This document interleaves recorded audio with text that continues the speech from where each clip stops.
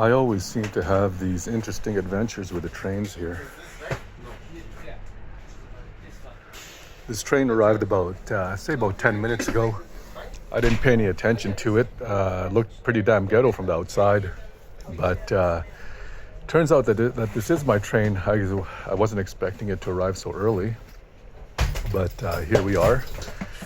And we're about to get going. Well, maybe in about 20 minutes we'll get going or so.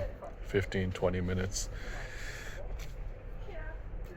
I just happened to look at it and walk by and then said, oh, this is EC 85. So this is the train that I'm supposed to be on. So goodbye, Munich.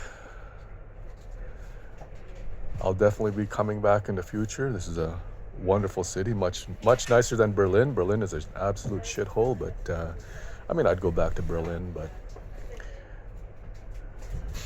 not anytime soon. So, all right, till our next destination, which will be Florence, Italy.